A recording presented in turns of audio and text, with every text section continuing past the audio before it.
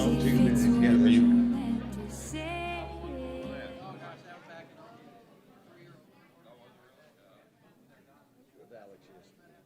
I saw that.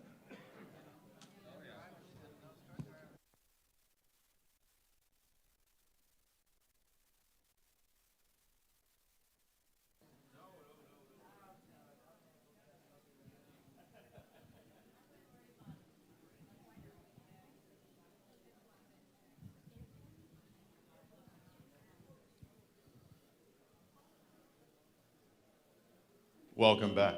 Welcome back. How is everybody? Yeah? Are you excited to hear Jim Marrs? Now, first interview I ever did about 6 years ago, Jim Marrs was gracious enough to grant me that interview. And so we heard Dr. Farrell this morning mention Nurgle. We have the real Nurgle, or Marrs, here. Author and journalist and co-screenwriter, Jim Marrs.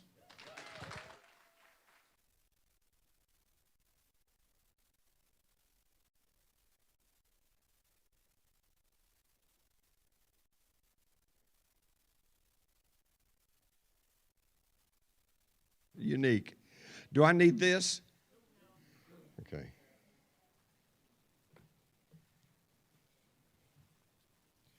Okay, thank you, Jim Marrs, better known as Obi-Wan Can Know Nothing.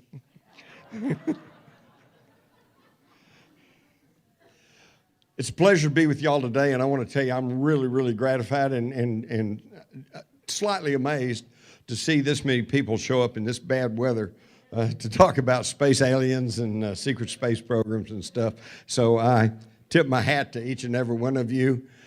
And I honor you for taking time out of your busy schedules and tearing yourself away from that idiot box and, actually coming out and trying to learn something about what's really going on in the world. When I was invited to come and speak here, I thought, what am I going to speak on? I said, number one, some of you folks probably know about as much or more about secret space program as I do.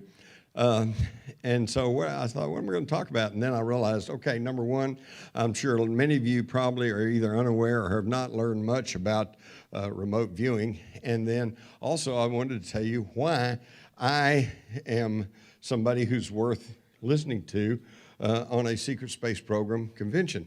So I'm going to start off here by talking about secret space program leaks.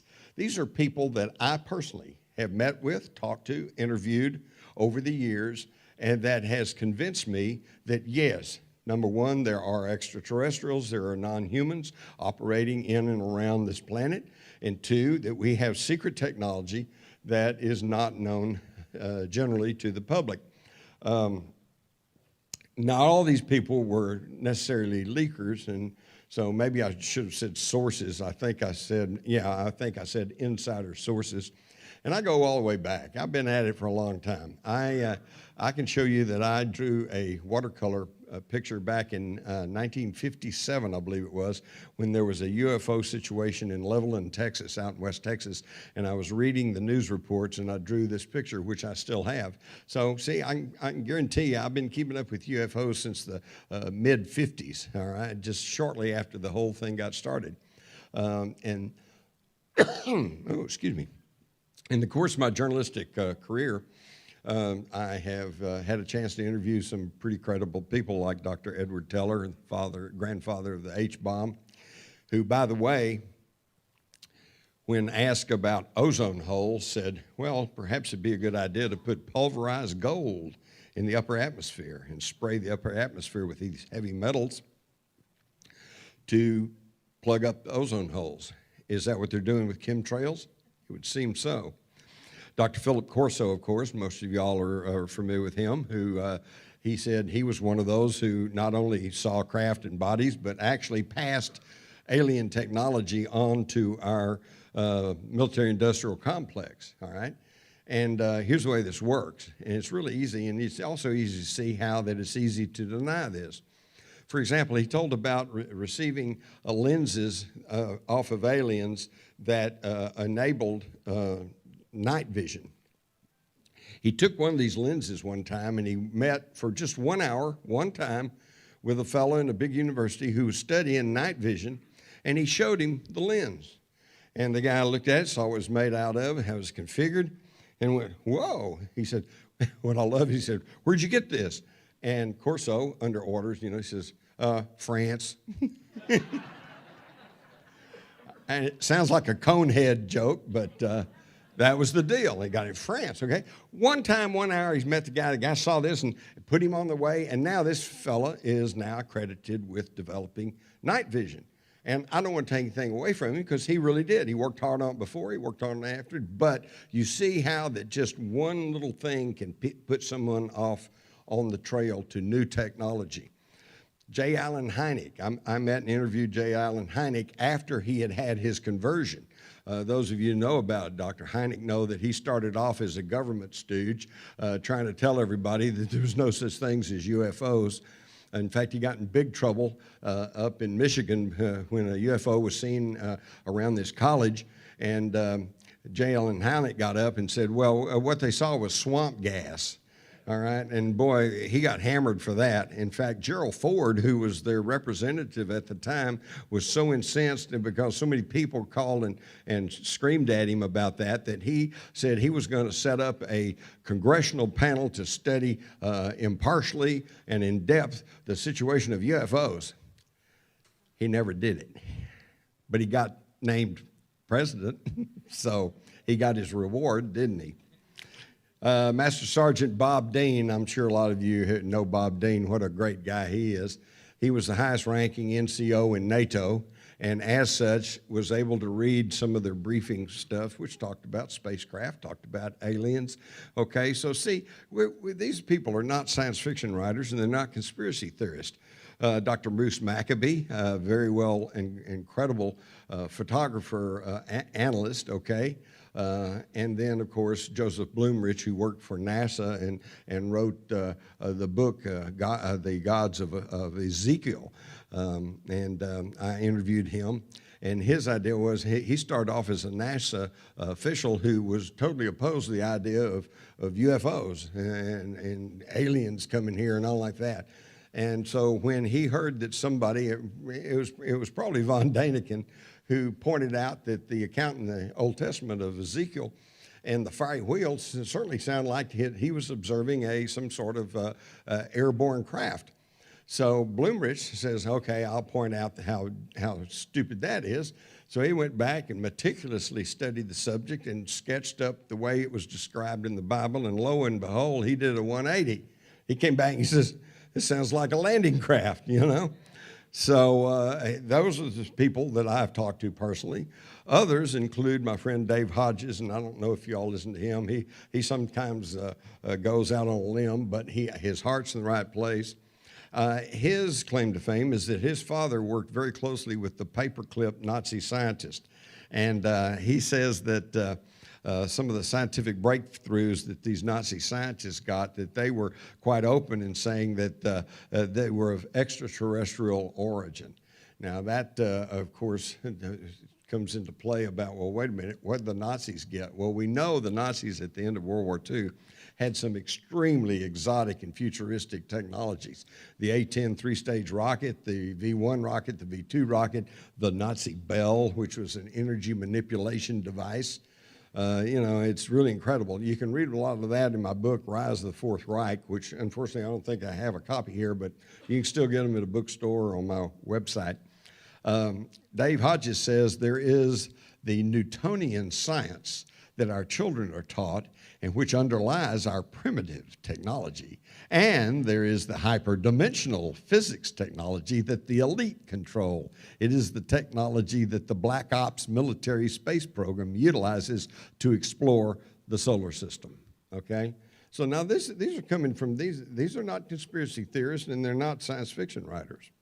And speaking of our paperclip, this is very, very important to understand how the space program came into being, because we all know that Dornberger and Werner von Braun and these guys were top Nazi rocket scientists, and after the war we brought them over here and rolled them into our military-industrial complex, and they were the very beginning of our space program. In fact, those of you who are my age or older, you remember the old newsreels showing those V-2 rockets going up. In fact, and when I was a kid, one of my favorite shows on TV was Rod Brown of the Rocket Rangers, and every time they went off in a rocket, it was a V-2, basically, okay? So look how far we've come. Well, they also, by the way, brought in their mind control experts, and this is why that the American public today is being drugged down and dumbed down and manipulated unmercifully by the media and by the politicians who have learned through these mind control techniques how to manipulate large bodies of people.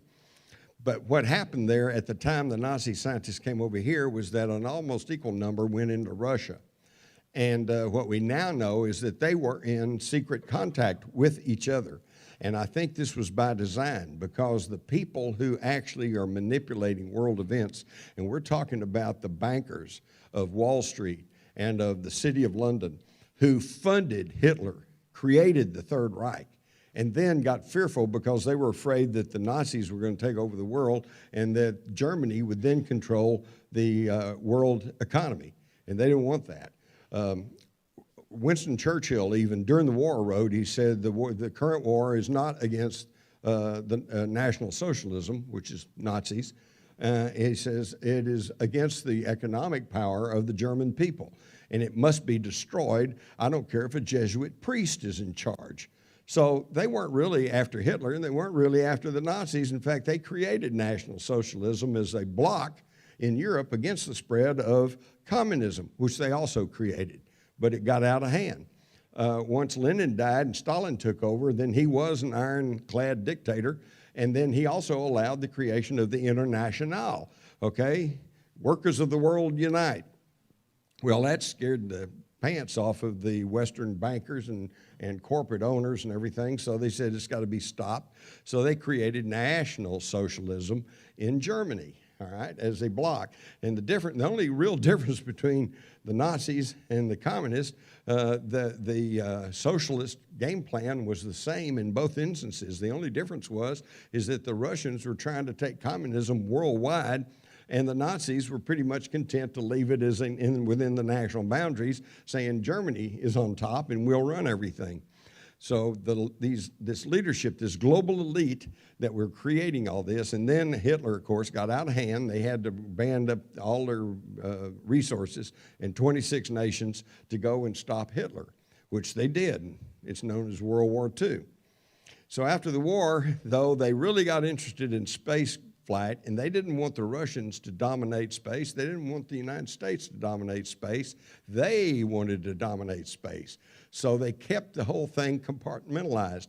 And while America was building very sophisticated guidance systems and trajectories and computers to run our rocket program, in Russia they were building just big old heavy lift rockets that put up big payloads.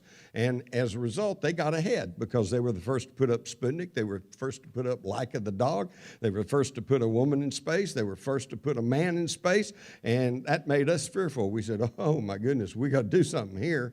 So what did we do? We put a crash Apollo program together, and President Kennedy pledged that we would have a man on the moon by the next decade, which would have been 1970. And so then it got to be the summer of 1969, and that deadline was getting really, really close. And somehow or another, we managed to have Apollo landing on the moon in August of 1969 and showed the world that we were dominant in space, okay? But I think away from the headlines and away from the newsreels, you've got these globalists, these financiers, and they're putting the two technologies together along with the energy manipulation. Translates into anti-gravity. So I think for all these years that we saw our tax money blowing up in smoke from Cape Canaveral over in the Okefenokee swamp, they were lifting off and heading right on off. This was the secret space program. Now, do I really believe in that? And yes, I do. And this again comes back to people I have known and spoken to and interviewed and got to know personally. One of them is Bill Pollock. He was a computer and keyless entry specialist. So they came to him when they wanted an entranceway that nobody could get into.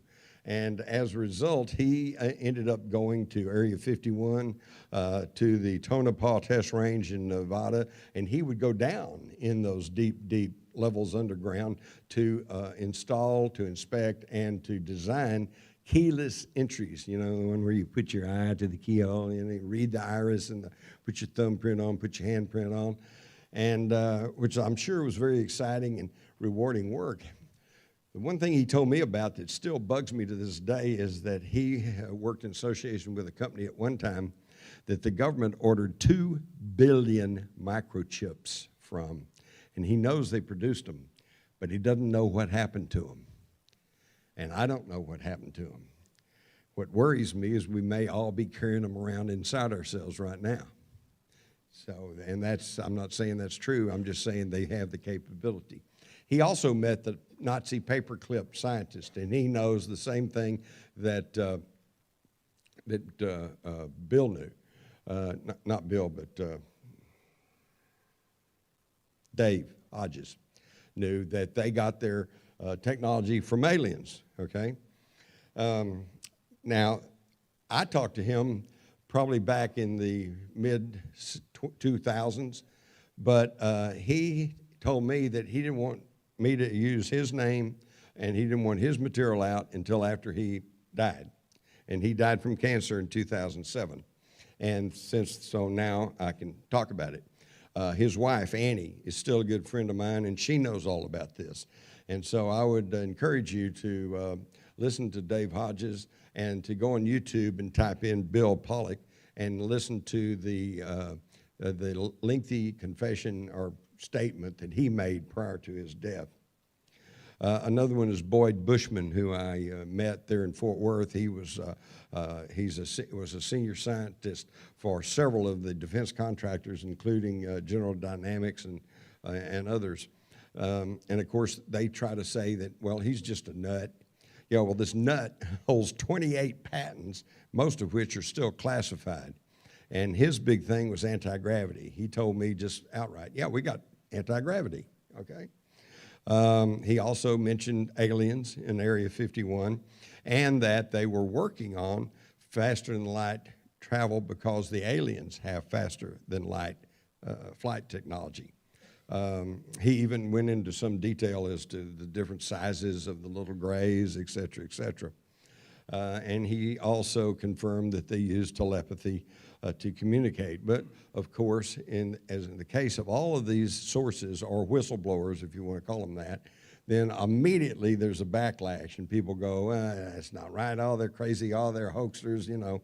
But I'm telling you, these are people I met with and met personally, and I'm telling you one thing, they may be crazy and they may be just totally mistaken about things, but they're not hoaxers. These people believe what they're saying. My favorite is Richard Thalman, who you probably may have never even heard about. I met him in New York, and he told me he had just gotten back from a mission to Venus. And my good friend Linda Howe, as she says, Venus, you can't go to Venus, the atmosphere's bad, it's too hot, you know, you can never survive there. Richard told me that they had operated on him prior to his trip to Venus, and that they had opened him up and done some operation inside to where he could physically handle the atmosphere, or at least the situation he found at this base on Venus. And he proceeded to open up his shirt and showed me he had a scar that went from the bottom of his neck to below his navel, okay? Now, I've been a reporter for about 50 years. The closest scars I've seen like that are autopsies, okay? This is one of the strangest, longest scars I believe I've ever seen. So here's some physical evidence, and he was dead serious. Tell me all about this. Now, some of you may recall that in 2008, there were stories that surfaced about a meeting within the UN with certain representatives of countries to alert them to the fact that UFOs and aliens are real, and that there will be coming a time very soon when they need to prepare the people in their countries for disclosure, for the fact that, yeah, we're not alone. Richard Thalman was one of those Navy presenters who were at the meetings at the United Nations. And he told me about all that. Now, of course, immediately, if you go Google his name, you're going to find all kinds of websites where they say, well, he's a phony, he's a hoaxer, he's nothing.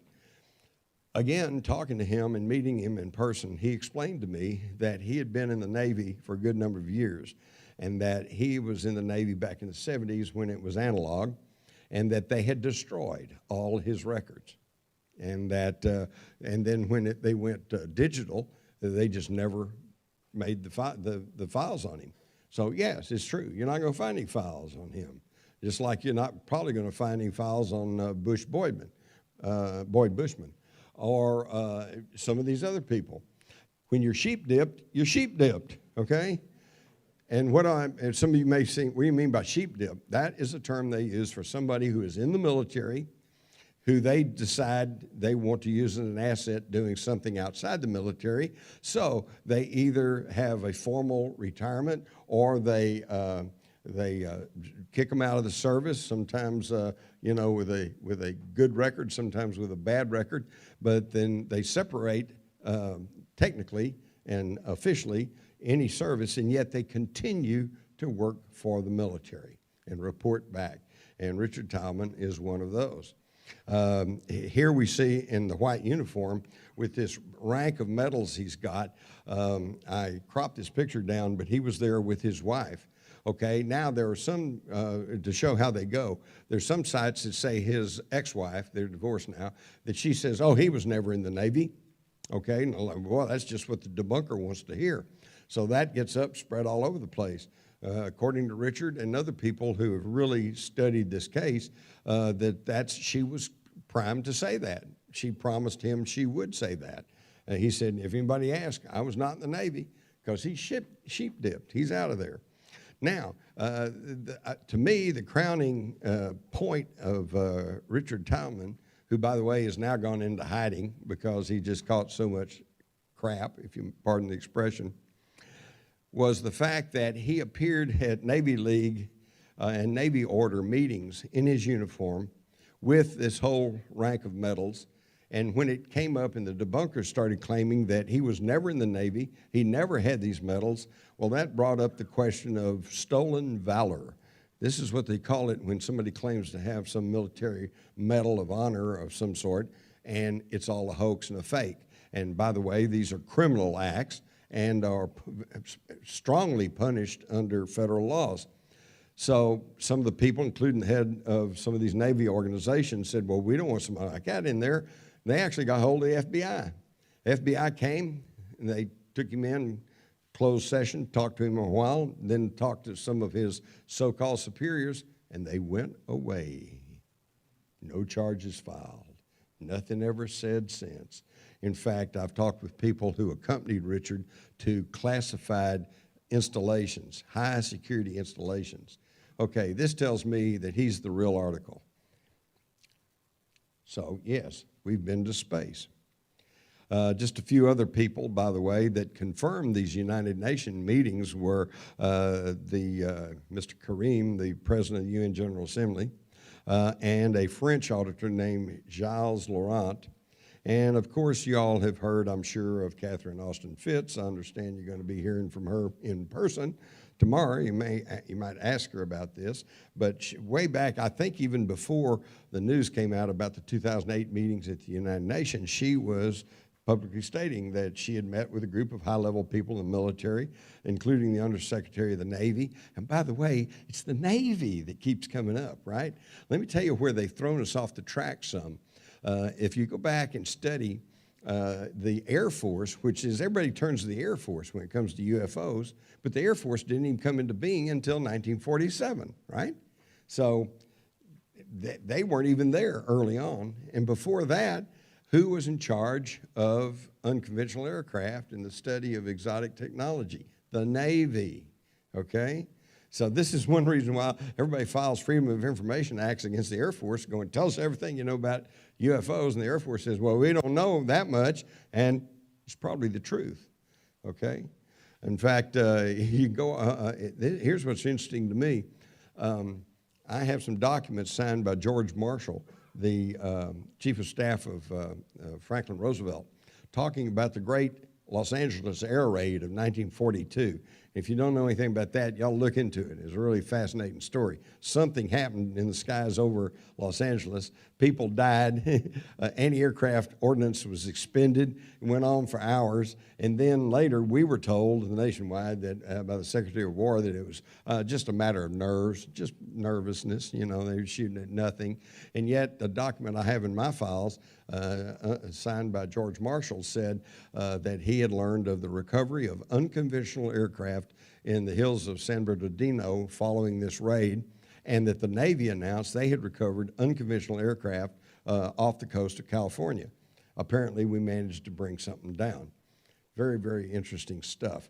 Okay, but what really got my attention was on this very document. Down at the bottom, there was a paragraph that said, written by Marshall, who said, "I have ordered a thorough search of War Department files for any accounts of unconventional aircraft dating back to 1897, the very year of the Aurora spaceship crash."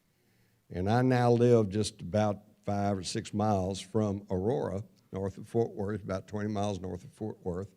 And according to stories in the Dallas Morning News, which is still in publication, and printed in April the 19th, 1897, a cylindrical metallic object came lower to the earth, exploded, and scattered into pieces all around the town of Aurora.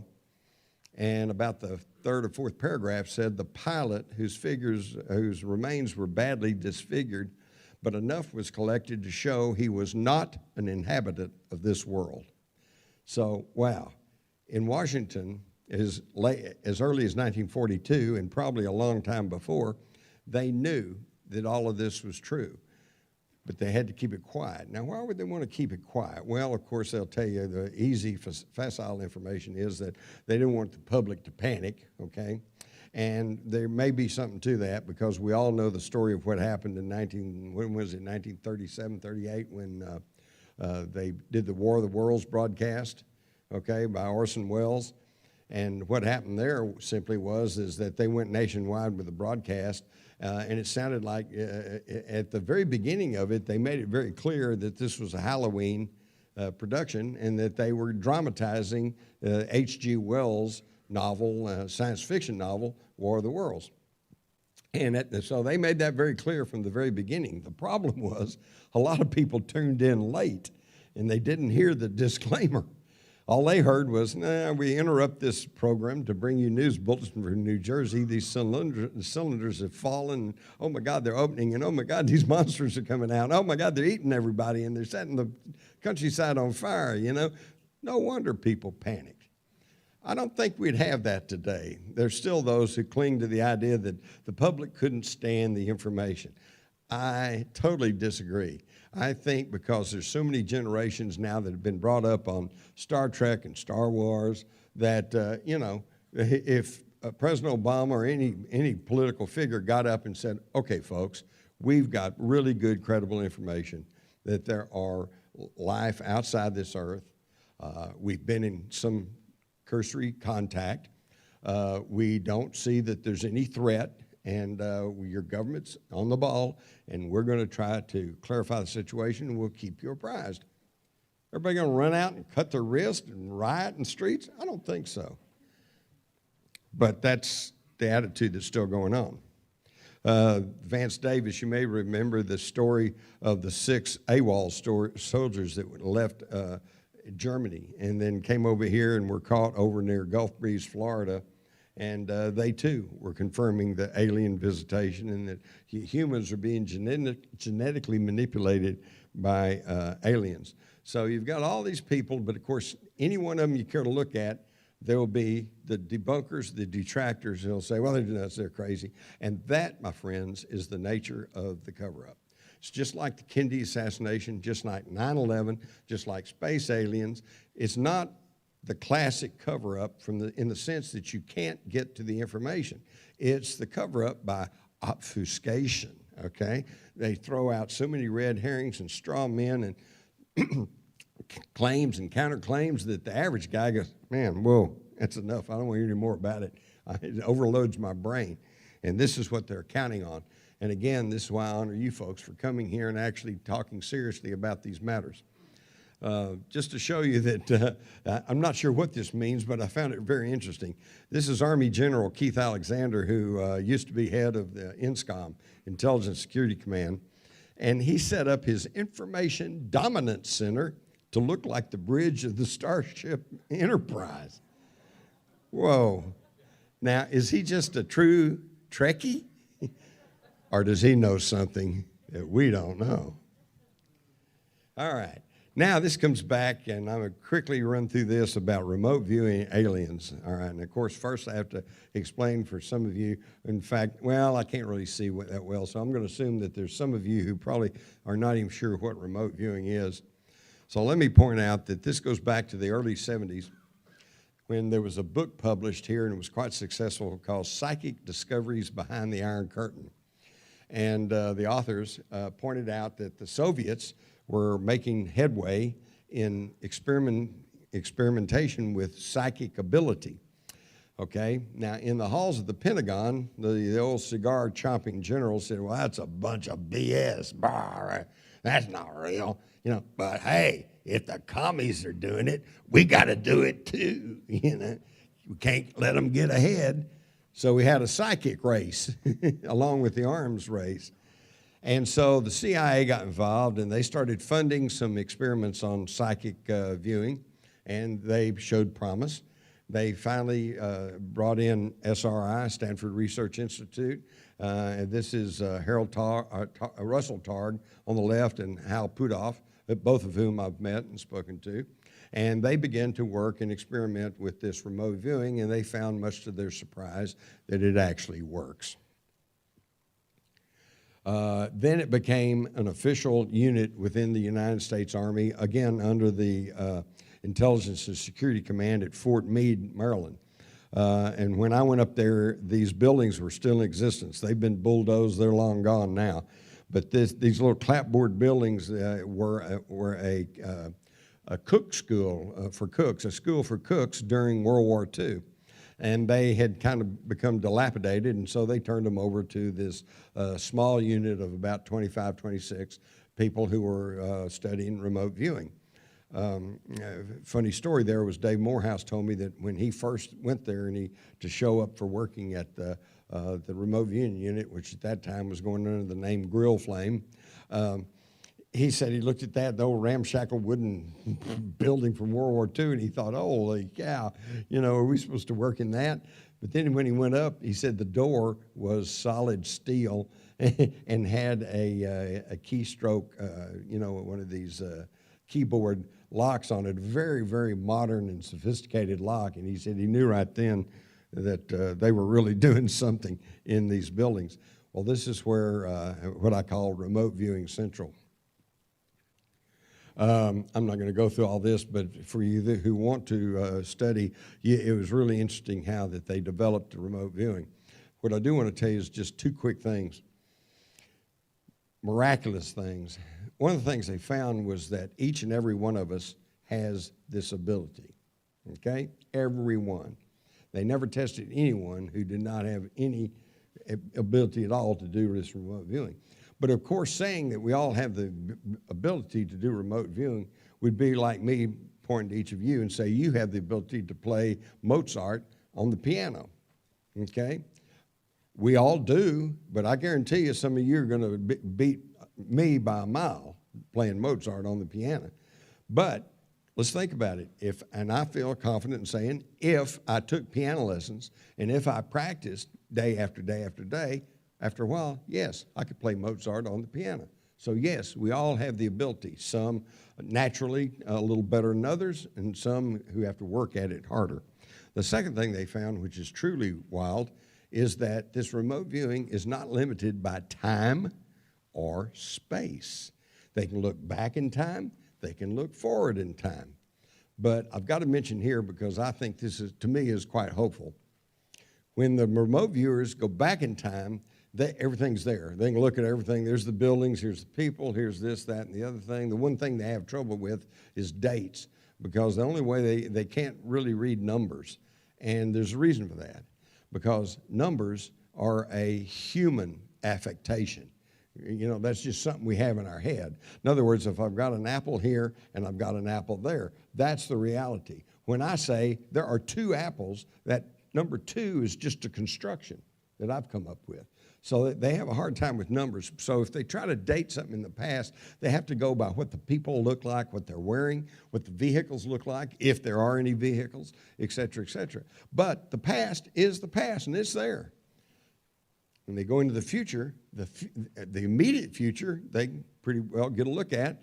The further they go into the future, the hazier, the more blurry it gets, which I find encouraging, because this to me tells me that the future may be on a predetermined course, but it's not etched in stone. We can still change the future by our actions today and how we act on things today. So keep that in mind. And space. They could also go out into space. This was proven back in the 70s when Ingo Swann and another fellow did a remote viewing session of Jupiter. And they came back and said, well, there's these mountains, high mountains, and there's this and that, and they were sketching this stuff up, and they said, by the way, Jupiter has a little ring around it. You know, kind of like like Jupiter, and I think I got confused here. They were remote viewing Saturn, okay, and they said they got a ring around it like Jupiter, and they said it's got high mountains, and they got clouds, and they got all this, and they were giving all this details and a magnetic field. And of course, the scientists at the time, they didn't know. They said, well, that's just somebody speculating. We don't know about that. But then about 10 years later, they sent Voyager out there, and Voyager went to Jupiter and photographed, studied, sent back data, and lo and behold, everything that Ingo Swann and this fellow had said turned out to be 100% true. Again, more evidence that remote viewing is real. Now, the government doesn't want you to know this, so they've tried to poo-poo it. They try to act like there's nothing much to it. They even put out this movie, The Men Who Stare at Goats, where they took a few of the more extreme examples of the things they were doing to try to see what would work and then make it look like it was all a big joke, but it's not. The unit went through different changes: Grill Flame, Center Lane, Eagle Claw, Dragoon, Absorb, Sunstreak, and, of course, Stargate. These were some of the primary and best of the Army's remote viewers, and I've met and talked to every single one of them. Ingo Swann was quite a character. And they told me about how that there was this war in the ether, all right? How many of y'all have seen the Warner Brothers cartoon where the sheepdog and the wolf go to work together, and it's good morning, Fred, good morning, Ed. You know, they get ching and they chip in, and then they chase each other around doing their stuff. That was kind of the impression I got about the war in the ether. Early on, they would encounter their counterparts from the Soviet Union in their psychic journeys, and they go, uh-oh, the enemy. You know, but after a while, they realized that they weren't in their physical form, and neither were the extrasensors, which is what they called them in Russia. And so there wasn't anything they could actually do to each other. So it finally got to be, oh, hey, how are you? Okay, hi, you know, as they passed in the psychic world. And they saw all kinds of wild stuff. One of the things they saw was what they called a buckyball, named after Buckminster Fuller because it was multifaceted. And they saw these objects up in orbit around the Earth. And they said that every time a space mission went up and it was carrying a communication satellite or you know, something non-threatening, that nothing happened. They go up, satellites would go in orbit. And that's why we have all these communication satellites up there. They said, but interestingly enough, on a few occasions when the military would say, there's going to be a launch next week, but we can't say anything about it, it's a classified mission, okay? And then maybe they're trying to put weapons up in space, maybe they're trying to put some kind of military hardware up there. One of these buckyballs would drop down and knock it out. And I can't tell you how many times working as a newsman that I kept my eye on a story about a launch and they'd come back and go, gee, we lost it.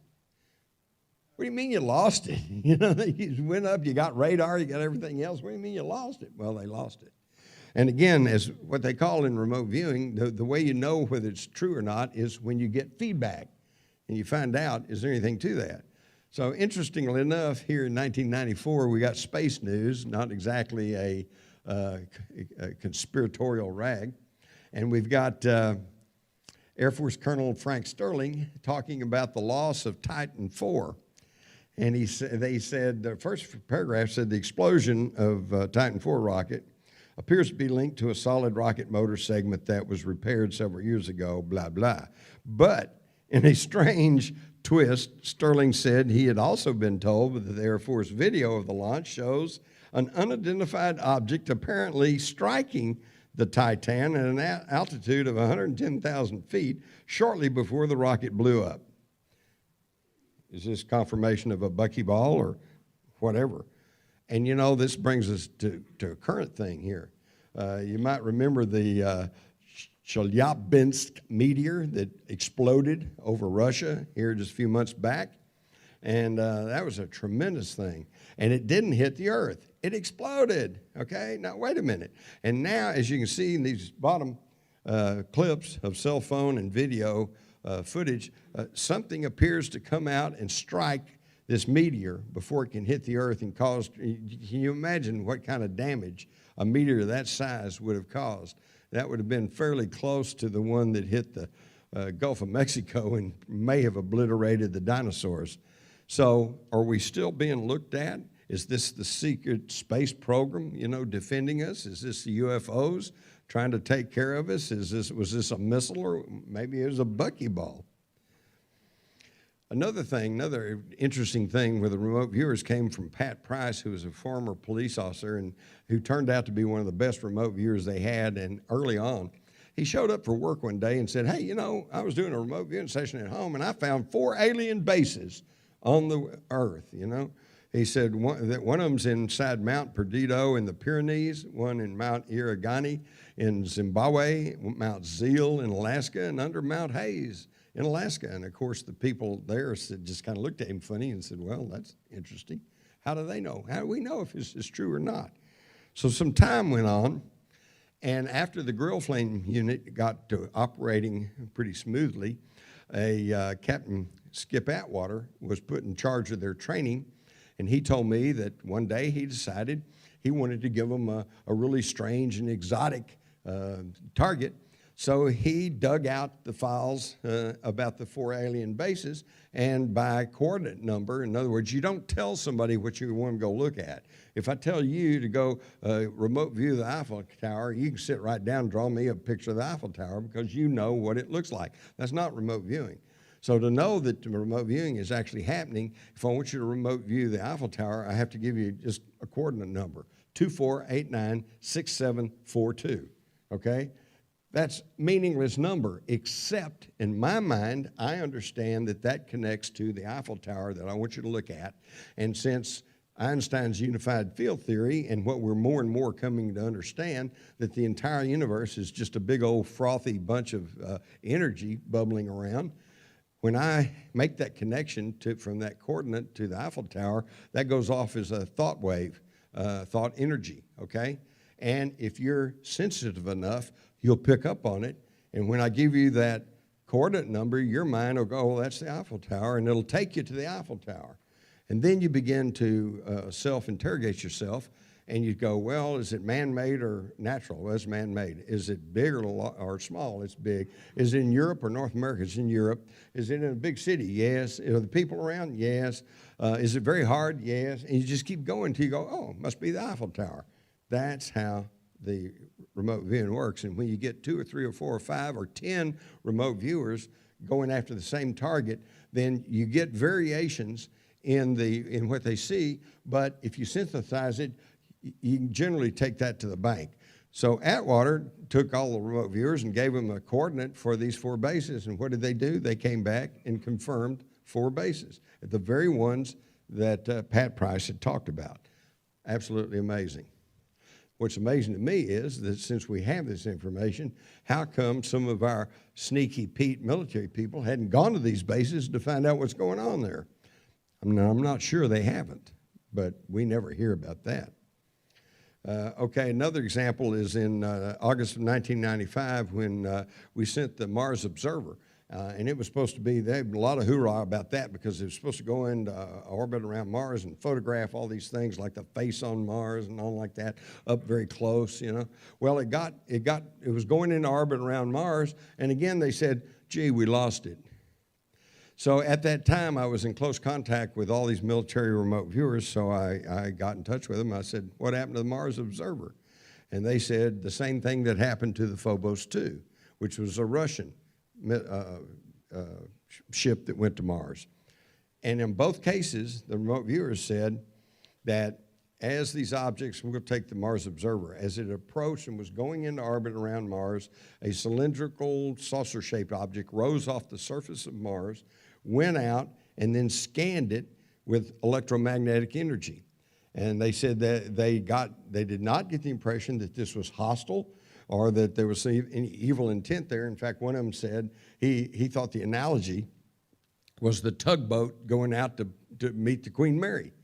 But they scanned the Mars Observer with their electromagnetic beams, and they realized it wasn't theirs. So the craft turned around and went back to Mars. But in doing so, when they scanned it, this scrambled the onboard computers of the Mars Observer. They lost control of it, and it fell into the atmosphere and was destroyed going down to Mars. Now, here we see the drawing that one of the remote viewers made, the landing gear, I believe, of the Mars Observer, and this little object down here. They said this was the object that came off the surface of Mars. And here's a blow-up of it. So you can see it's not really circular. I don't know. It kind of looks like Illinois or some irregular shape. Okay, well, now that's odd enough. That's a strange story. Was there any feedback? And yes, there was. In 1980, in recent years, Soviet cosmonaut Marina Popovich came to the United States, visited, and in one news conference held up what she said was the last photograph taken from their Phobos 2 before they lost contact with that. And I would submit to you, you can see for yourself the similarity between the object that Phobos 2 photographed and the object that the remote viewers drew. Another one that we looked at by remote viewing was the Aztec, New Mexico crash of March 25th, 1948. That's been reported, talked about down through the years. In fact, it appeared in a story by Frank Scully back as far back as 1950. And they gave a whole account of this ship coming down. But did it happen or did it not? Oops, there went our photograph. Sorry, Linda, that was the photograph of you and me and Stan Freeman, all of us at Aztec, but just take my word for it, we were there. This is what happens when you take a PC program and put it on a Mac. Of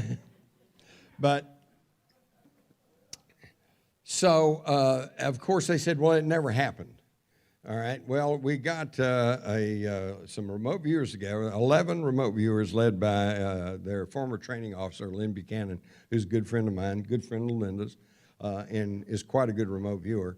And they took a look to see what had actually happened.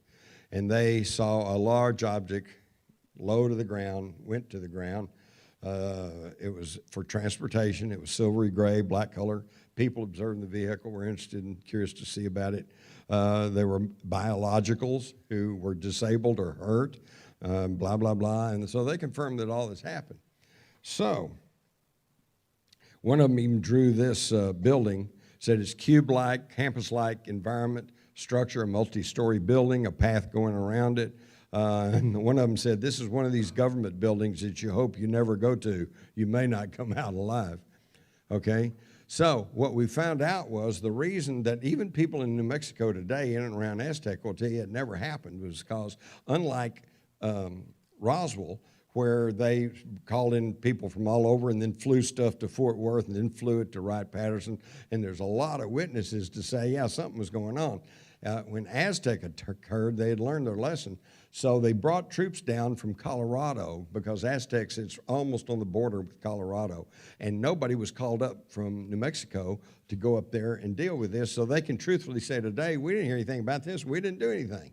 They brought everybody down from Colorado, and they scooped up everything, and they took it back. And reportedly, and according to the remote viewers, there were actually some live aliens involved, and they took them to this building, and they said they had hoped to make allies so they could gain technology, but due to the mental control these beings could exercise, they could not be kept secure, and the ship was dismantled, and the aliens were officially and formally executed. Maybe that explains why they don't land. Here's some drawings at the top that made by some of the remote viewers of just various type of UFOs that they've encountered. And then below are a couple of shots I picked up. These are actual NASA photographs of objects flying around the moon, near the moon. So don't let anybody tell you this is all nonsense. In fact, one of the remote viewers, it might have been Lynn Buchanan, who told me, he said there's so many craft parked out in the atmosphere, in orbit around the Earth, that it looks like a parking lot. And I think we're drawing attention because, of course, first we got their attention by setting off thermonuclear devices, which sends energy burst all through the universe. And in fact, my line is, you know, somewhere way out there, somebody goes, holy cow, the kids found the matches. You know? So they want to come here and find out what we're doing, and they want to see. They probably don't care a great deal if we blow ourselves up. They just want to make sure that we don't cause damage to them and other parts of the universe. They also, of course, the remote viewers saw these standard type aliens, the short gray, the tall gray, the Nordic types, the reptilians, and the insect types, okay?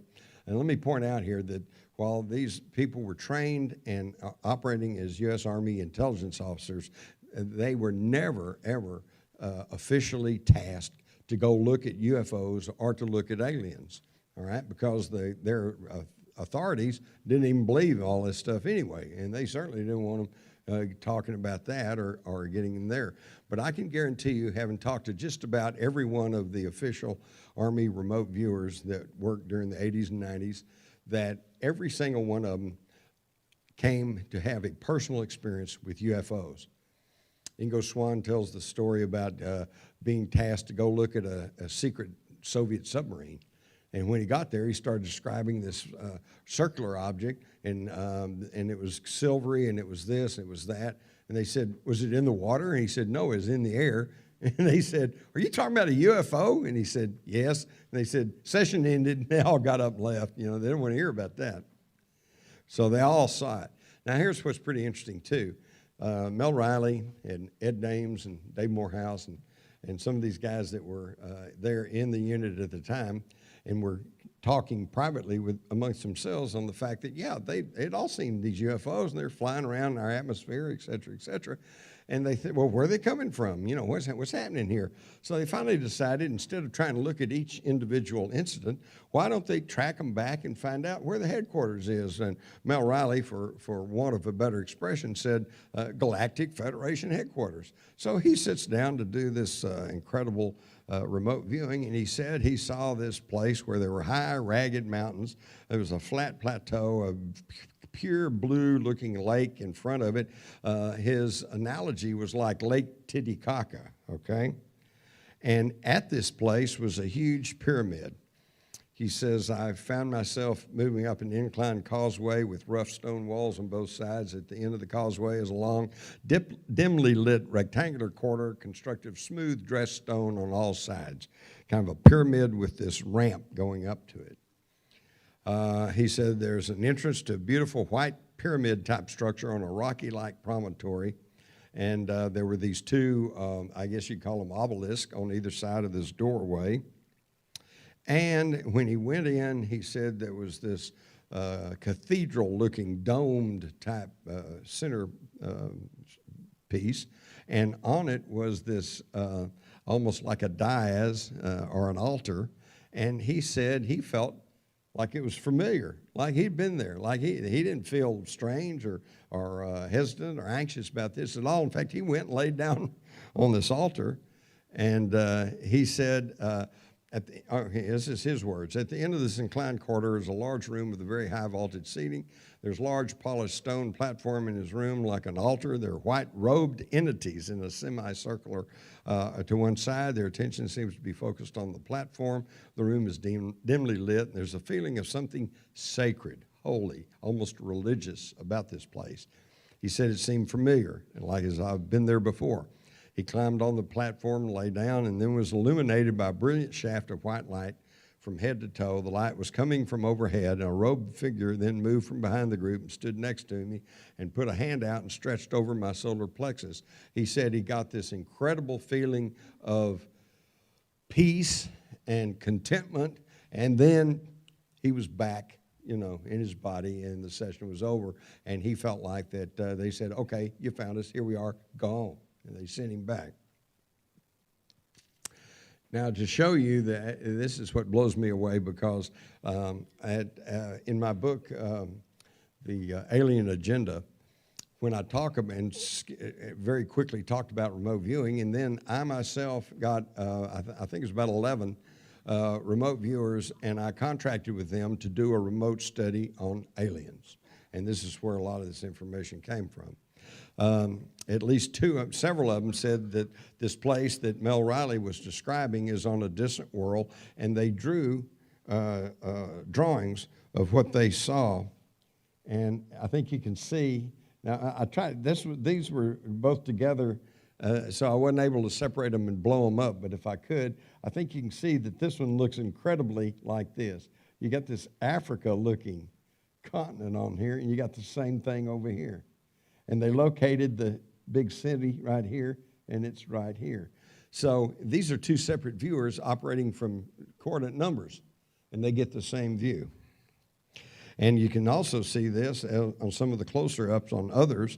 These are two separate viewings of the supposed to be the world where this alien city exists. And as you can see, there's some differences, but there's also a lot of similarities, which tells me that they were actually looking at the same thing. It's just how we all view things a little bit differently.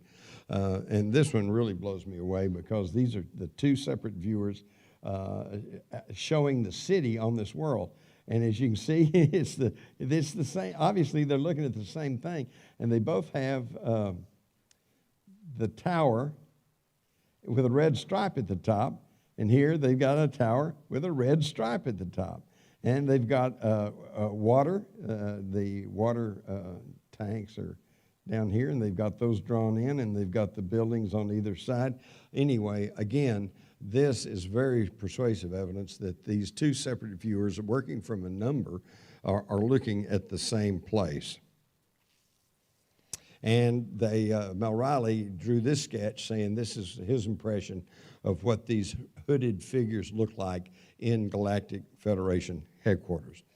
Dave Morehouse told me that he went there too, and he saw a guy, a huge person, much bigger than us. He said if he stood up, that Dave is he's probably about close to 6 foot, and that he would probably have only reached this guy's knee. Okay, that's how big he was. And he's sitting on a throne-like chair, and that there was a bank of instruments over here with people moving their hand, or some kind of entities moving their hands around on the instruments. So these trained Army remote viewers actually saw some really strange and exotic stuff. And now, how much time have I got left? Anybody? All right, I'm just going to keep going. If I run over, somebody say, shut up. Now I'm going to tell you one of the strangest stories that I ever have come across. Some of you may have heard it, some of you may not. Is there an alien ghost in Roswell?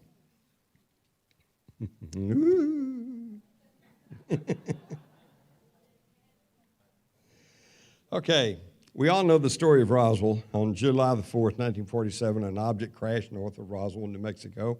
Army units quickly cordoned off the area and cleaned up a massive debris field. This was the 509th. Oh, I'm doing all right. Okay, good. I got time for the alien ghost story. So we also know that at that time it was Roswell Army Airfield, and it was the headquarters of the 509th Bomb Group, which was the only military unit in the United States at that time to have nuclear weapons. And I think that's really important. Okay, and then according to the story, they recovered the crash saucer, they recovered a lot of debris, and they recovered 2 or more aliens, possibly one dead, 2 alive, okay? And they took them to, according to the legend, to the Army Army Airfield Hospital, where they operated on them. And the accounts vary. Some say they were trying to save them. Some say they were trying to dissect them. But anyway, the story is that live aliens were taken to the Army Air Force Hospital there at Roswell. And I did speak to the local mortician who said he was there working at the funeral home that day, and that he got a call from the base and wanted to know if he could supply 3 child-sized coffins. Okay, so again, more evidence that there really was something going on at Roswell, but I don't think I'm telling you all anything you don't already know. Okay, then with 1947, the Army Air Corps became the U.S. Air Force, and in the early 50s, they came at the same location where this Army Air field was, and they built Walker Air Force Base. And Walker Air Force Base was in use until about 1967 when it was phased out. And at that time, they took the base hospital and renamed it the New Mexico Rehabilitation Center. Now, this is now run by the state, and it is a facility for the rehabilitation and treatment of indigent patients, okay? If you can't afford to go to the doctor or whatever, you can come here. So back in the mid-2000s, I happened to be in New Mexico doing some filming on a documentary which had nothing to do with UFOs or aliens, but we needed an old 50s or early 60s looking hospital, and so I found myself here at this New Mexico Rehabilitation Center, and I was speaking with the assistant director, a very delightful lady. In fact, at this time, this was before Roswell really got the UFO fever. You know, now you go there and it's UFOs here, and there's UFOs on the roofs, UFOs on the lampposts, they're everywhere. Back then in New Mexico, it was a little bitty town, and they really didn't even want to talk about UFOs, okay? But being a little town, they were just, you know, polite, nice, friendly. And she was just great. And I said, you know, we'd like to come and do some filming here in your hospital. And she said, oh, yeah, sure. I said, come on. In fact, she said, you can go to this wing, the west wing over here, and go up on the 2nd floor. I said, just go up there and said, you know, do whatever you need to do. And that would have been the end of it, except she had to add, the staff doesn't like to go up there. Well, you know, my journalistic hackles rose, and I said, well, why not? She says, well, there's stories floating around. They think it's haunted. Okay, well, now listen, being an old police reporter, this was nothing new on me. You go to any hospital that's been in operation for any length of time, and you probably can find some haunting stories, because that's just what happens at hospitals. People get sick, people are traumatized, people die, and apparently ghosts hang around, okay? So I wasn't that, but I thought that was interesting. So while the rest of the film crew went on up and set up cameras and started doing all their work, I went around and started talking to the people there at the hospital. And I talked to the telephone operator who'd been there for about 16 years, and then her mother had worked there even before that, and she said her mother told her. So it goes back into the early 50s that the stories were that this particular section of the hospital, that it was haunted, okay? And then I talked to the maintenance people, and they were saying, yeah, there's something going on there. Said, at night, you know, we hear footsteps up there, and we go up there, and there's nobody there. The elevators will go up and down, and there's nobody there.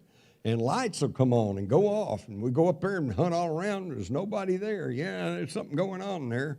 So now I'm really kind of getting interested because, hey, this sounds pretty good. This is a good ghost story, you know.